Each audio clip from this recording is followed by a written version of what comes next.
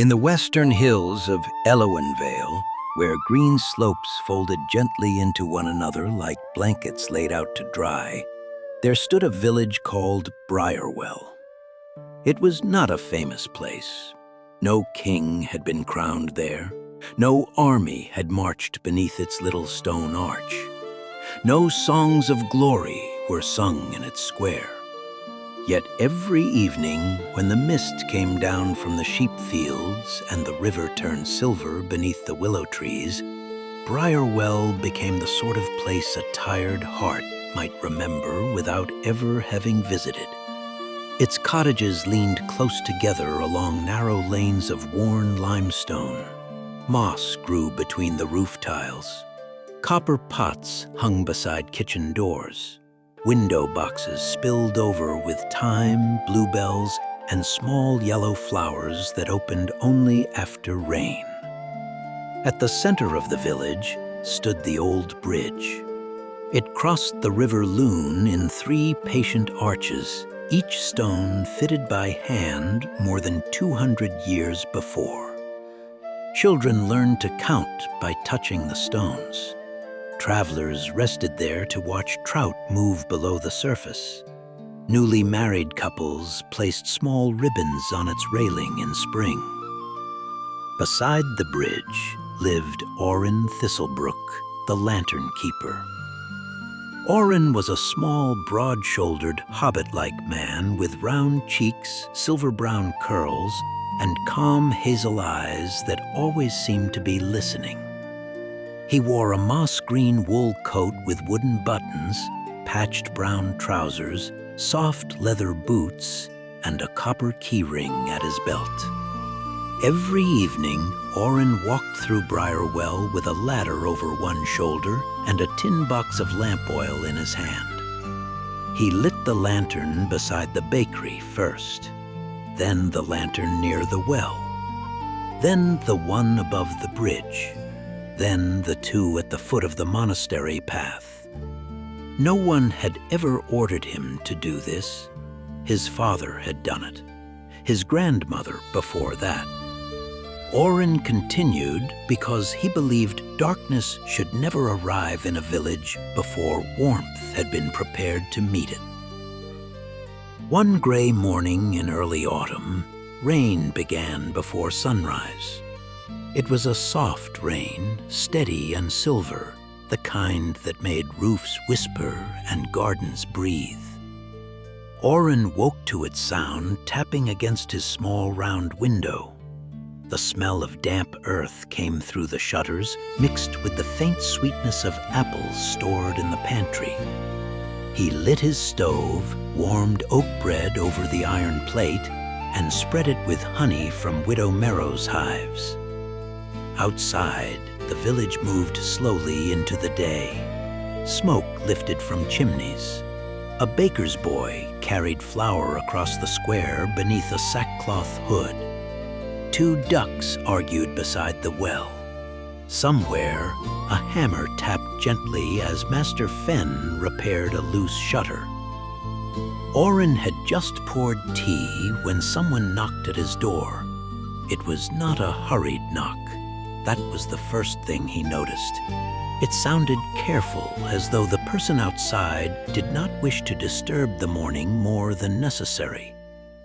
When he opened the door, he found Elian, the bridge-keeper's grandson, standing under the eaves with rain on his dark hair and worry in his hands. Elian was nearly grown, tall for his age, with a narrow face and a habit of pressing his lips together when he carried bad news. "Master Oren," he said softly, "Grandfather says one of the bridge lanterns has gone out."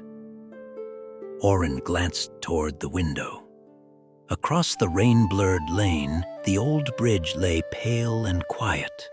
Its central lantern, the one that hung beneath the carved wooden shelter, was dark. "That happens in rain," Oren said. "A wet wick, most likely." Elian shook his head. "He says it is not the wick." Oren finished his tea before going out, because old problems rarely became kinder when met with an empty stomach. He put on his green coat, tucked a folded cloth into his pocket, took his ladder, and followed Elian down to the bridge. Rain beaded on the stones. The river moved full and brown beneath the arches, carrying leaves, small twigs, and the reflection of the cloudy sky. The bridge keeper, old Tavin Reed, waited near the middle arch with both hands resting on his walking stick. Tavin had cared for the bridge for 46 years. He knew every crack, every carved mark, every stone that warmed quickly in sunlight, and every stone that held cold late into spring. "The lamp is sound," he said before Oren could ask. "Oil is clean, wick is dry, glass is whole." Oren climbed the ladder and opened the lantern. Tavin was right. Everything inside was as it should be. Yet when Oren struck his flint and touched flame to the wick, the fire trembled blue, bent sideways though there was no wind, and went out. Elian stepped closer. Oren tried again. The same thing happened. The flame appeared, small and bright, then folded into itself like a tired bird. For a while, no one spoke. Rain whispered around them. Below the bridge, the river loon slid beneath the old stones with its usual patient sound. "It may be the bracket," Oren said at last, though he did not believe it.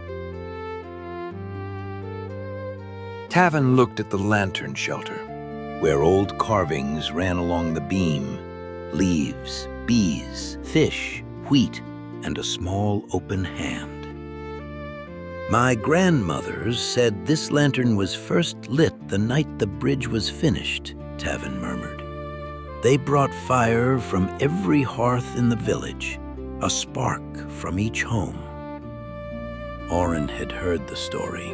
Everyone in Briarwell had. Most people thought it only a sweet tale told at winter gatherings, but looking at the dark lantern in the rain, Oren felt the story settled differently in his chest. "What did they keep the first flame in?" Elian asked. Tavin's brow furrowed. "A little copper cup, I think, made by the coppersmith who lived near the orchard road." Oren closed the lantern glass. "Is the cup still here?" "No," Tavin said. "It was kept in the bridge chest. But the chest was moved years ago when the old storehouse roof failed. Some things went to the monastery, some to the schoolhouse, some," he sighed, "some were forgotten." There was no alarm in his voice, only sadness. That was how troubles often appeared in Briarwell, not as storms breaking doors, but as small losses finally asking to be remembered. By noon, Oren had visited the schoolhouse, the storehouse, and the monastery porch. The rain did not stop. At the schoolhouse, children paused their sums to watch him search the upper shelves. He found a cracked slate, 3 festival ribbons, a box of wooden bird whistles, and a recipe book belonging to someone named Hessa Reed. At the old storehouse, he found spider webs, folded market awnings, and a carved sign from the year the apple press was repaired. At the monastery, Brother Caldus brought him warm barley soup before opening the archive room. The archive smelled of wax, dust, lavender, and old paper. Shelves lined the walls from floor to ceiling. Bundles of letters rested in careful stacks. Garden records, weather notes, birth lists, harvest songs, bridge repairs, village maps, and recipes filled the room with quiet evidence that ordinary lives had always mattered here. Oren searched until afternoon light faded behind the rain. No copper cup appeared. Only when he was about to leave did Brother Caldus remember the west cupboard. "It holds things too small to catalog," he said. "Buttons, keys, seals, broken handles. The kind of things people believe should not be thrown away." Inside the cupboard were dozens of little drawers. Oren opened them one by one. In the 23rd drawer, beneath a bundle of blue thread and a tarnished bell, he found a folded note. The paper was soft with age. Written across it in brown ink were the words, "For the bridge flame when it forgets the way." Oren unfolded it carefully. The note did not mention a copper cup. It gave instructions. "At dusk, gather flame from 3 places that keep the village alive: the oven that feeds, the hearth that welcomes, and the window that watches for travelers. Carry them together to the bridge. Speak no grand words, only remember." Oren read the note twice. Brother Caldus smiled faintly.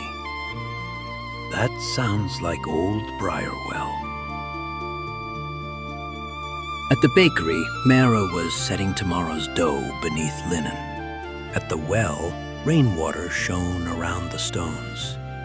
In Widow Merrow's window, the red mitten lay finished beside a candle.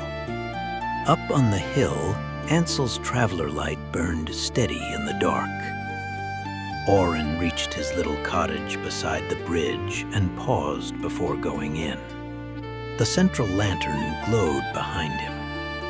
Not brightly enough to impress anyone, only enough to guide a tired person home. Inside, he hung his coat by the stove, warmed the last of his tea, and opened his window a little so he could hear the river. The night settled kindly over Briarwell, and long after every footstep faded, the bridge lantern continued to burn, holding within it the warmth of bread, the welcome of a hearth, the patience of a window, and the quiet care of a village that knew some lights were worth tending together.